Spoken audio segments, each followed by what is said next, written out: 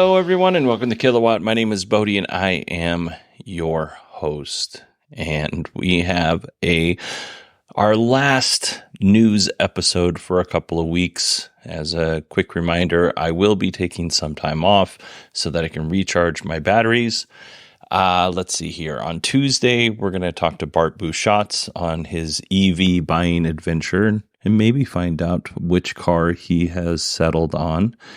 And then on Friday, we're going to speak with Edwin Zhao, and he was one of the early supercharger team members in New York City. And we'll talk about some of the challenges of finding supercharger sites in New York City, which is really interesting. And then the next episodes after that, I'm not quite sure how many that will be, 2 or 3. We're going to talk about the NACS adapter and kind of what's been going on over the last couple of months. I've briefly touched on it on the shows, but I haven't really gone into any great detail. So we're going to do that, which I'm still writing those episodes. Almost done. I wrote it, and then I was like, you know what? This is a little discombobulated, and I'm rewriting it now, hopefully to make it a little easier to understand. And then we have an interview with Arkady Solanov, who's the CEO of FreeWire, which is a DC fast charging company. He has a lot of great insights. Arkady was fantastic. And then Allison came through with an amazing interview with Stephen Ewell, who is a listener to both my show and Allison's shows. Stephen and Allison sit down and they discussed why he decided to go with a Kia Sportage hybrid over an EV. This interview is really good, and I know you're going to enjoy it. All right, one last thing before we move on to the news. I was reading Clean Technica last night before I went to sleep, as you do, and I came across an article about Jill Pestana, and she is a battery scientist who's looking to buy an EV. She's chronicling this whole process on her social media accounts like YouTube and Twitter and stuff. And I'll put a link to her show notes in the podcast. But holy cow! Like I thought that Allison Sheridan and Bart Busschots went crazy when it came to making things like mind maps and Excel spreadsheets. Jill is right up there. Jill is right up there for sure. Like, she has one of the coolest spreadsheets, and I'll make sure to link that in the show notes as well, on what she's looking for. She breaks her spreadsheet down into lifestyle, price, battery specs, chemistry, form factor, voltage. It goes on and on. And then she has another spreadsheet for EV comparison. And then she has her short list and her drive data, which is really good. I have to share this. I haven't shared it with Allison and Bart yet, but I'll have to do that. But yeah, it's such an interesting insight when somebody makes one of these in general. But when you have a battery scientist who's actually building these spreadsheets out, it's kind of cool. I wish I would have seen this before I bought my Model Y. I wouldn't have changed, honestly, but I would have had a little bit better insight in what I was doing for sure. All right, let's go ahead and jump into the news. I'll put all those links in the show notes, by the way.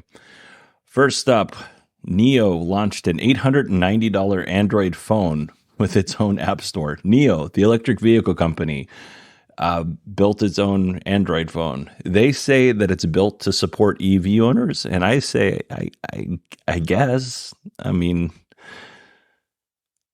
I good luck to you, Niro. I don't know that that's the thing you should be getting into on top of building cars until, maybe you get a little more stability in your EV business before you start branching out to things that aren't EVs. That's just me. All right. The BYD Dolphin, which I've talked about quite a bit in the last couple of weeks with Bart Busschots. I think I've mentioned it every single time we've talked. That car is landing in North America, not the US and not Canada, but Mexico. So if you don't know, the BYD Dolphin is a 4-door compact hatchback. It's a 5-seater. It's got a 70 kilowatt motor, 44.9 kilowatt hour BYD battery, which is a blade battery. And if you don't know what a blade battery is, it literally looks like blades. And BYD says that it is more efficient when it comes to cooling. The preheating performance is better, and it adds structural strength to the battery pack. And these particular batteries are LFP batteries. It is worth noting, in Europe, they have a 60 kilowatt hour battery option as well. As far as range goes, it'll be 405 kilometers or 251 miles, and it will cost 539,990 Mexican pesos or 31,000 US dollars. I paused because my son is playing his flute outside my door. I'm not sure if you can hear it. Anyway, hopefully you can, because he's pretty good for a kid who's only been playing for a couple of weeks. My daughter also plays violin when I'm doing this podcast. I'm not sure if you ever hear that, but maybe one day I'll just invite him in the room and they could be my background music. Let's see here. The 2024 Kia Niro now starts at $40,925, and it tops out at nearly $46,000. The top trim is $46,000. That's pretty good. That's actually a little bit higher than it was last year, than the 2023. It's about $150 to $180 more, depending on the trim. But it's still a good price when you take into consideration inflation and what Chevy's doing with their vehicles. You know, the Chevy Blazer the Blazer EV went from a starting price of 40,000 US dollars to, we can't afford to make that car. So the new starting price is 46,000 US dollars. So for Kia to only raise the price $180 effectively, that's pretty good. It features a 64.8 kilowatt hour battery, 253 miles of range, 10 to 80% charge in 45 minutes on a DC fast charger. That's not great. It does have that really cool 10.25 instrument and infotainment screen, 10.25 inch instrument and infotainment screen that the Hyundai Ioniq 5 have and the Kia EV6 have. It also has the option of vehicle to load. So if you need to, power your, blender when you're camping, you could do that. So, or power your refrigerator in the event of a power outage. So that's pretty cool. Staying within the Hyundai Kia family, Hyundai is speeding up construction of their plant in Georgia. The Georgia plant will build EVs, and Hyundai wants some of that sweet government incentive money. The $7.6 billion plant is expected to start production sometime in 2024, which is ahead of their original target of 2025. The plant will employ 8,500 workers on site. The average salary will be $58,105 a year. I was curious as to what the average salary in Georgia is, because I don't know if this is a good number or a bad number. The average annual salary in Georgia is $35,023. Not too shabby if you live in Georgia. All right, I have one more Hyundai story. If you purchase or lease a Hyundai EV, Hyundai will give you a complimentary ChargePoint HomeFlex 2 HomeFlex Level 2 charger, and they will pay up to $600 of the installation costs if you book through the Hyundai Home Marketplace. Now, this is pretty good when you consider that I just paid $1,100 for the installation of my wall connector for my charger. The electrical panel is on the other side of the wall of my wall connector. So it's literally coming out of the panel, going down a little bit, making a 90-degree turn, going through the wall and directly to the wall connector. And I paid $1,100 for that. So if I had this deal, that would have cost me $500, and then I wouldn't have needed to pay the $475 for the Tesla wall connector, because Hyundai was going to give me a ChargePoint HomeFlex charger for free. So not too bad. Now, GM not too long ago had a deal where if you bought or leased a Chevy Bolt, they would install, I think it was up to $1,000 for the Q-Merit to come in and install the charger. And I think they gave you a free charger as well. I don't think they're offering that anymore, though. So just FYI. All right. Let's move on to our next story. And I want to thank Bruce for sharing this article with me. A team of researchers at Oak Ridge National Laboratory have developed a new electrolyte formula that will allow a battery to charge to 80% of its capacity in 10 minutes and will continue to do so for 1,500 charging cycles. This new electrolyte is made up of lithium salts and carbonate solvents. For the test, they used battery pouch cell technology. This new formula allows for better ion flow, and it performs, I'm going to read this verbatim here, otherwise I'd get it wrong, performs well when high current heats up the battery during extreme fast charging. I wonder what they consider extreme fast charging, but still, it's pretty cool. Let's see here. Thank you, Bruce. I'm not sure if anybody else has heard this, but there are thousands, possibly tens of thousands of abandoned EVs in China, just like in fields, right? And I'd seen this story several times on different social media accounts. Unfortunately, I don't put a lot of a weight on what I see on social media. And I was like, well, this is interesting. But then I came across an article explaining, or hopefully explaining, what's going on in this situation. This is from Fred Lambert at Electric. I'm pretty sure that anybody listening to this podcast doesn't think that there are thousands or like I said, tens of thousands of cars just abandoned, EVs, abandoned in China for no good reason, right? The question is, why are there so many cars? Because there are pictures of these vehicles. Well, most of these abandoned vehicles or these abandoned EVs were part of ride-sharing services or car-sharing services that failed. How do we know that? Well, Inside China Auto posted a video of all these EV graveyards, and most of the cars are Neta 5s and BJEVEC3 cars, which were, I guess, according to the article, almost exclusively used for car sharing and ride hailing. Most of these vehicles had a range of less than 100 miles, and they just weren't cars that performed very well. And in China, public transportation is a pretty good option. So these companies failed. And all of these EVs were, flooded into the market. They were cheap, underperforming, and it just wasn't a good business plan on these companies. Like they thought they were going to make money, and it turns out they didn't. With any luck, some EV recycling company will scoop these vehicles up, sell the ones that they can sell, hopefully for cheap, and recycle the rest so they're not just sitting there rotting. All right, folks, that is it for the EV news. Before we move on to the Tesla news, I just want to let you know that you can support this show by going to supportkilowatt.com.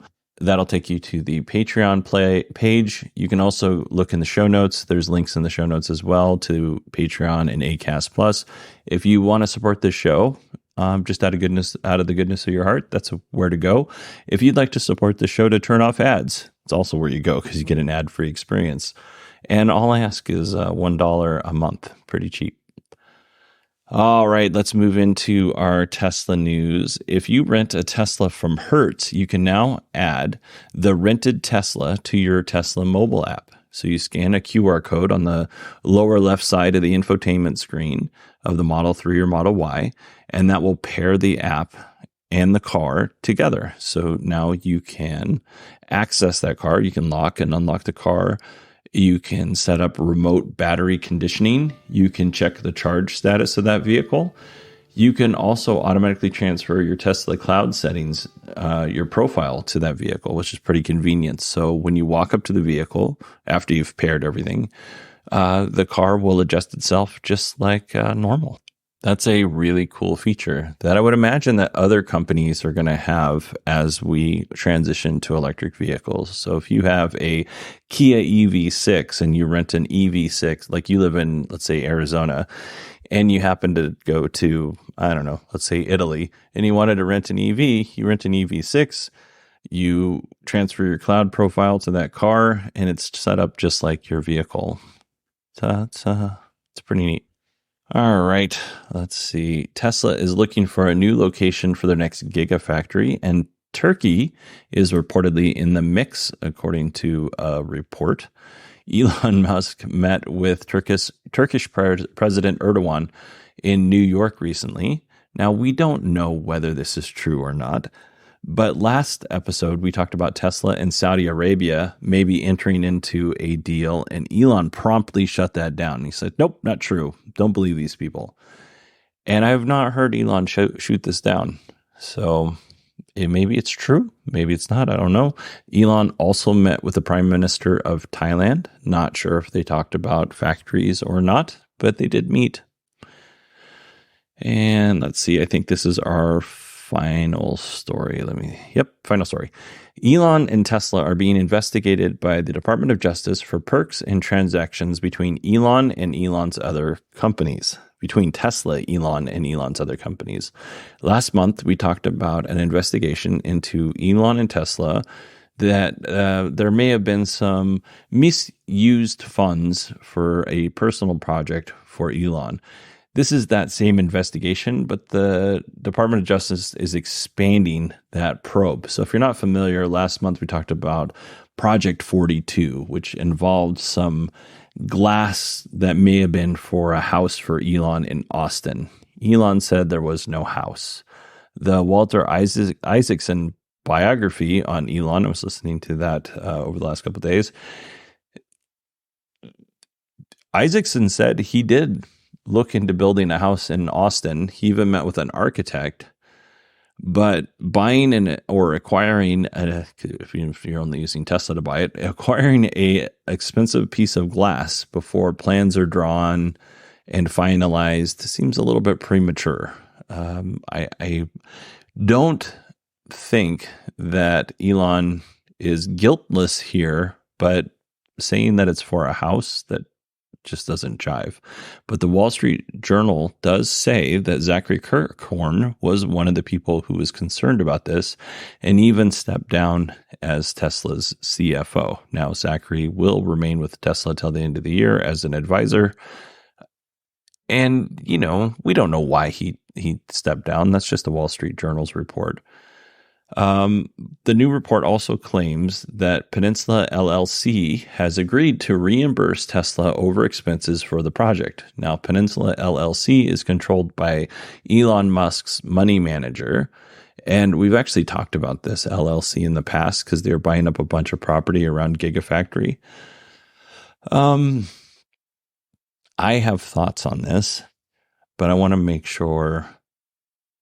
We'll wait until the investigation happens before I share them, because I'm not afraid legally that anybody's going to come after me. I'm too small. But I don't want to just jump the gun and give bad information. And just based on what I'm saying right here, you could probably guess what my thoughts are. I do think that Elon, I will say this, I do think that Elon does have a tendency to push the envelope of what is right and what is legal. And those are two different things sometimes, but he does push that envelope, and it is annoying when really rich people push those envelopes and they get a slap on the wrist or a small fine compared to what their net worth is. And you or I do that kind of thing, and our whole world could be rocked because that small fine is huge to us. So I'll just leave that there because I'm too close to staying in something. All right, everybody.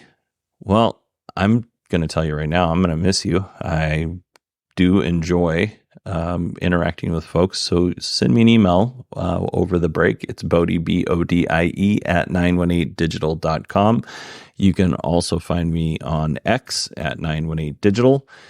One of the things that I'm hoping to maybe do is create some sort of simple landing page for this show so that it's easier to find things like where to support the show, how to listen, that kind of thing, where my social media sites are.